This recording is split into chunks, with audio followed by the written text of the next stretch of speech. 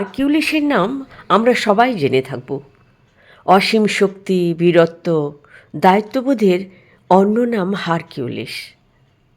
Greek দেবতা Zeus ও মানুষী অ্যালকেমনার পুত্র তিনি এক পৌরাণিক চরিত্র। তাকে নিয়ে অনেক পৌরাণিক গল্প রয়েছে। গ্রিক পুরাণে তিনি হেরাক্লিস নামেও পরিচিত।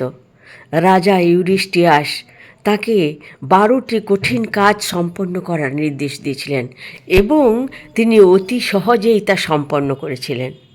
তার এই বীরত্বপূর্ণ কাজগুলি তাকে দেবত্বে উন্নীত করেছে। তিনি অলিম্পাস পর্বতের দেবতাদের মধ্যে স্থান লাভ করেন। পরবর্তীকালে তাঁকে নিয়ে অনেকেই অনেক লিখেছেন এবং সেগুলো এক একটা সম্পদ হয়ে আছে সাহিত্যের। সুকুমার রায় হারকিউলিসকে নিয়ে এক অপূর্ব সুন্দর গল্প লিখেছেন। তা কোনো অংশে রূপকথার থেকে কম নয়, আবার কোথাও রূপকথা থেকে আলাদা। বন্ধুরা, শুনতে থাকুন। আমি কথা দিচ্ছি, এই গল্পটি শুনলে আপনাদের মন আনন্দে ভরে যাবে। বাচ্চা থেকে বড় সবাই এই গল্প শুনে আনন্দ পাবে। সুকুমার রায়ের ছোট গল্প হারকিউলিস। মহাভারতে যেমন ভীম, গ্রিস দেশের পুরাণে তেমনই হারকিউলিস। হারকিউলিস দেবরাজ জুপিটারের পুত্র, কিন্তু তার মা এই পৃথিবীরই এক রাজকন্যা। সুতরাং তিনিও ভীমের মতো এই পৃথিবীর মানুষ। গদাযুদ্ধে আর মল্লযুদ্ধে তাঁর সমান কেহ নাই। মেজাজটি তাঁর ভীমের চাইতেও অনেক নরম, কিন্তু তাঁর এক একটি কীর্তি এমন অদ্ভুত যে পড়িতে পড়িতে ভীম, অর্জুন, কৃষ্ণ আর হনুমান এই 4 বীরের কথা মনে পড়ে।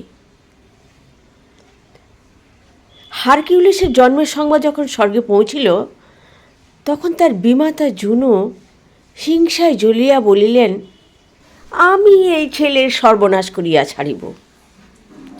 জুনোর কথা মতো 2 প্রকাণ্ড বিষধর সাপ হারকিউলিসের ঘরে ঢুকিল। তখন তাহার ভয়ঙ্কর মূর্তি দেখিয়া ঘর শুদ্ধ লোকে ভয়ে আড়ষ্ট হইয়া গেল। কেহ শিশুটিকে বাঁচাইবার জন্য চেষ্টা করিতে পারিল না, কিন্তু হারকিউলিস নিজেই তাঁর 2খানি কচি হাত বাড়াইয়া সাপ দুটার গলায় এমন চাপিয়া ধরিলেন যে তাহাতেই তাদের প্রাণ বাহির হইয়া গেল। জুনো বুঝিলেন এ বড় সহজ শিশু নয়। বড় হইয়া হারকিউলিস সকল বীরের গুরু বৃদ্ধ চিরনের কাছে অস্ত্রবিদ্যা শিখিতে গেলেন। চিরন জাতিতে সেন্টর, তিনি মানুষ নন। সেন্টরদের কোমর পর্যন্ত মানুষের মতো, তার নিচে একটা মাথা কাটা ঘোড়ার শরীর বসানো। চিরনের কাছে অস্ত্রবিদ্যা শিখিয়া হারকিউলিস অসাধারণ যোদ্ধা হইয়া উঠিলেন। তখন তিনি ভাবিলেন, এইবার পৃথিবীটাকে দেখিয়া লইব। হারকিউলিস পৃথিবীতে বীরের উপযুক্ত কাজ খুঁজিতে বাহির হইয়াছেন। এমন সময় 2টি আশ্চর্য সুন্দর মূর্তি তাঁর সম্মুখে আসিয়া দাঁড়াইল। হারকিউলিস দেখিলেন 2টি মেয়ে। তাদের একজন খুব চঞ্চল, সে নাকে চোখে কথা কয়। তার দেমাকের ছটায় আর অলঙ্কারের বাহারে যেন চোখ ঝলসাইয়া দেয়। সে বলিল, হারকিউলিস, আমাকে তুমি সহায় করো। আমি তোমায় ধন দিব, মান দিব, সুখে স্বচ্ছন্দে আমোদে আহ্লাদে দিন কাটাইবার উপায় করিয়া দেব। আর একটি মেয়ে শান্তশিষ্ট, সে বলিল, আমি তোমাকে বড় বড় কাজ করিবার সুযোগ দিব, শক্তি দিব, সাহস দিব। যেমন বীর তুমি, তার উপযুক্ত জীবন তোমায় দিব।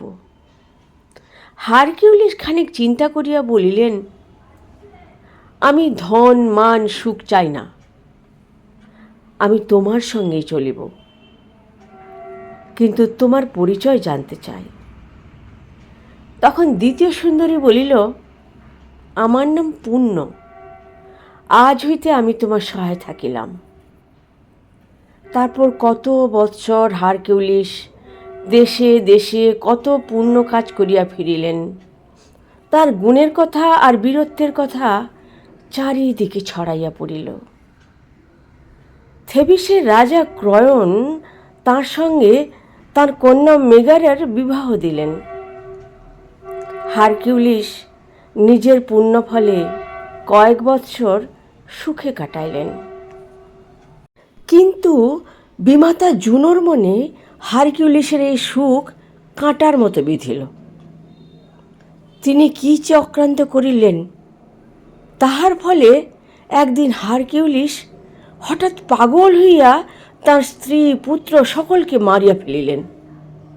তারপর যখন তার মন সুস্থ হইল, যখন তিনি বুঝিতে পারিলেন যে পাগল অবস্থায় কি সর্বনাশ করিয়াছেন, তখন শোকে অস্থির হইয়া এক পাহাড়ের উপরে নির্জন বনে গিয়া ভাবিতে লাগিলেন, আর বাঁচিয়া লাভ কি? হারকিউলিস দুঃখে বনবাসী হইয়াছেন। এদিকে জুনো ভাবিতেছেন এখনও যথেষ্ট হয় নাই। তিনি দেবতাদের কুমন্ত্রণা দিয়া এই ব্যবস্থা করাইলেন যে 1 বৎসর সে আর্গসের দুর্দান্ত রাজা ইউরিস্থিউসের দাসত্ব করিবে। হারকিউলিস প্রথমে এই অন্যায় আদেশ পালন করিতে রাজি হন নাই, কিন্তু দেবতার হুকুম লঙ্ঘন করিবার উপায় নেই দেখিয়া শেষে তাহাতেই সম্মত হইলেন। রাজা ইউরিস্থিউস ভাবিলেন, এইবার হারকিউলিসকে হাতে পাওয়া গিয়েছে, ইহাকে দিয়া এমন সব অদ্ভুত কাজ করাইয়া লইব যাহাতে আমার নাম পৃথিবীতে অমর হইয়া থাকিবে। নেমিয়ার জঙ্গলে এক দুর্দান্ত সিংহ ছিল। তার দৌরাত্মে দেশের লোক অস্থির হইয়া পড়িয়াছিল। রাজা ইউরিস্থিউস বলিলেন, যাও হারকিউলিস, সিংহটাকে মারিয়া আইসো। হারকিউলিস সিংহ মারিতে চলিলেন। কোথায় সেই সিংহ?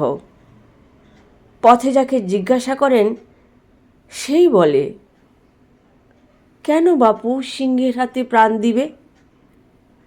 সে সিংহকে কি মানুষ মারিতে পারে? আজ পর্যন্ত যে কেহ সিংহ মারিতে গিয়াছে সে আর ফিরে নাই। কিন্তু হারকিউলিস ভয় পাইলেন না। তিনি একাকী গভীর বনে সিংহের গহরে ঢুকিয়া সিংহের টুঁটি চাপিয়া তাহার প্রাণ বাহির করিয়া দিলেন। তারপর সেই সিংহের চামড়া পরিয়া তিনি রাজার কাছে সংবাদ দিতে ফিরিলেন। রাজা বলিলেন, এবার যাও লেরনার জলাভূমিতে, সেখানে হাইড্রা নামে 7 মুণ্ড সাপ আছে। তাহার ভয়ে লোকজন দেশ ছাড়িয়া পলাইতেছে। জন্তুটাকে না মারিলে তো আর চলে না। হারকিউলিস তৎক্ষণাৎ 7 মুণ্ড জানোয়ারের সন্ধানে বাহির হইলেন। লেরনার জলাভূমিতে গিয়া আর সন্ধান করিতে হইল না, কারণ হাইড্রা নিজেই ফোঁস ফোঁস শব্দে আকাশ কাঁপাইয়া তাঁকে আক্রমণ করিতে আসিল। হারকিউলিস এক ঘায়ে তার একটা মাথা উড়াইয়া দিলেন। কিন্তু সে কি সর্বনেশী জানোয়ার! সে একটা কাটা মাথার জায়গায় দেখিতে দেখিতে 7টা নূতন মাথা গজাইয়া উঠিল। হারকিউলিস দেখিলেন এই জন্তু সহজে মরিবার নয়। তিনি তাহার সঙ্গী ইওলাসকে বলিলেন, একটা লোহা আগুনে রাঙাইয়া আনো তো। তখন জ্বলন্ত গরম লোহা আনাইয়া তারপর হাইড্রার একটি মাথা উড়াইয়া কাটা জায়গায় লোহার ছ্যাঁকা দিয়া পোড়াইয়া দেয়া হইল। কিন্তু এত করিয়াও নিস্তার নেই। শেষ একটা মাথার কিছুতেই মরিতে চায় না। সাপের শরীর হইতে একেবারে আলগা হয়েও সে সাংঘাতিক হাঁ করিয়া কামড়াইতে আসে।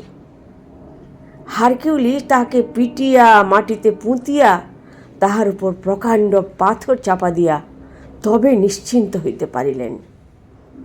ফিরিবার আগে হারকিউলিস সে সাপের রক্তে কতগুলা তীরের মুখ ডুবাইয়া লইলেন, কারণ তাহার গুরু চিরণ বলিয়াছেন হাইড্রা রক্তমাখা তীর একেবারে অব্যর্থ মৃত্যুবান। হারকিউলিস ইউরিস্থিউসের দেশে ফিরিয়া গেলে পর কিছুদিন বাদেই আবার ডাক পড়িল। এবারে রাজা বলিলেন, সেরিনিয়ার হরিণের কথা শুনিয়াছি, তার সোনার শিং, লোহার পা, সে বাতাসের আগে ছুটিয়া চলে। সে হরিণ আমার চাই, তুমি তাহাকে জীবন্ত ধরিয়া আনো। হারকিউলিস আবার চলিলেন। কত দেশ দেশান্তর, কত নদী সমুদ্র পার হইয়া দিনের পর দিন সেই হরিণের পিছন ঘুরিয়া ঘুরিয়া শেষে উত্তরের ঠান্ডা দেশে বরফের মধ্যে হরিণ যখন শীতে অবশ হইয়া পড়িল, তখন হারকিউলিস সেখান হইতে তাকে উদ্ধার করিয়া রাজার কাছে হাজির হইলেন। ইহার পর রাজা হুকুম করিলেন, এরিম্যান্থাসের রাক্ষস বরাহকে মারিতে হইবে। সে বরাহ খুবই ভীষ্ণু বটে, কিন্তু তাকে মারিতে হারকিউলিসের বিশেষ কোনো ক্লেশ হইবার কথা নয়। তাছাড়া বরাহ পলাইবার পাত্র নয়, সুতরাং তার জন্য দেশ বিদেশ ছুটিবারও দরকার হয় না। হারকিউলিস সহজেই কার্যোদ্ধার করিতে পারিতেন, কিন্তু মাঝ হইতে একদল হতভাগা সেন্টার আসিয়া তাঁর সহিত তুমুল ঝগড়া বাঁধাইয়া বসিল। হারকিউলিস তখন সেই হাইড্রার রক্ত মাখানো বিষবাণ ছুঁড়িয়া তাহাদের মারিতে লাগিলেন। এদিকে বৃদ্ধ চিরণের কাছে খবর গিয়াছে যে হারকিউলিস নামে কে একটা মানুষ আসিয়া সেন্টরদের মারিয়া শেষ করিল। চিরণ তখন ঝগড়া থামাইবার জন্য ব্যস্ত হইয়া দৌড়িয়া আসিতেছেন। এমন সময় হঠাৎ করিয়া হারকিউলিসের একটা তীর ছুটিয়া তার গায়ে বিঁধিয়া গেল। সকলে হায় হায় করিয়া উঠিল। হারকিউলিসও অস্ত্র ফেলিয়া ছুটিয়া আসিলেন। সেন্টরিরা অনেক রকম ঔষধ জানে। হারকিউলিসও তাঁর গুরুর কাছে অস্ত্রাঘাতের নানা রকম চিকিৎসা শিখিয়াছেন, কিন্তু সে বিষবাণ এমন সাংঘাতিক, তার কাছে কোনো চিকিৎসাই খাটিল না। চিরণ আর বাঁচিলেন না। এবার হারকিউলিস তার কাজ সারিয়া নিতান্ত বিষণ্ণ মনে গুরুর কথা ভাবিতে ভাবিতে দেশে ফিরিলেন। হারকিউলিস একা সেন্টরদের যুদ্ধে হারাইয়াছেন, এই সংবাদ চারিদিকে রাষ্ট্র হইয়া পড়িল। সকলে বলিল, হারকিউলিস না জানি কত বড় বীর, এমন আশ্চর্য কীর্তির কথা আমরা শুনি নাই। আসলে কিন্তু হারকিউলিসের বড় বড় কাজ এখনও কিছুই করা হয় নাই। তাঁর কীর্তির পরিচয় সবেমাত্র আরম্ভ হইয়াছে। বরাহ মারিয়া হারকিউলিস অল্পই বিশ্রাম করিবার সুযোগ পাইলেন, কারণ তারপরেই এলিসনগরের রাজা আগিয়াসের গোয়ালঘর সাফ করিবার জন্য তাহার ডাক পড়িল। আগিয়াসের প্রকাণ্ড গোয়ালঘরে অসংখ্য গরু, কিন্তু বহু বৎসর ধরিয়া সে ঘর কেউ ঝাঁট দেয় না, ধোয় না। সুতরাং তাহার চেহারাটি কেমন হইয়াছিল তাহা কল্পনা করিয়া দেখো। গোয়ালঘরের অবস্থা দেখিয়া হারকিউলিস ভাবনায় পড়িলেন। প্রকাণ্ড ঘর, তাহার ভিতর হাঁটিয়া দেখিতে গেলেই ঘণ্টাখানেক সময় যায়। সেই ঘরের ভিতর হয়তো 20 বৎসরের আবর্জনা জমিয়াছে, অথচ একজন মাত্র লোকে তাকে সাফ করিবে। ঘরের কাছ দিয়া আলফিউস নদী স্রোতের জোরে প্রবল বেগে বহিয়া চলিয়াছে। হারকিউলিস ভাবিলেন, এই তো চমৎকার উপায় হাতের কাছে রইয়াছে। তিনি তখন একাই গাছ পাথরের বাঁধ বাঁধিয়া স্রোতের মুখ ফিরাইয়া নদীটাকে সেই গোয়াল ঘরের উপর দিয়া চালাইয়া দিলেন। নদী হুহু শব্দে নূতন পথে বহিয়া চলিল।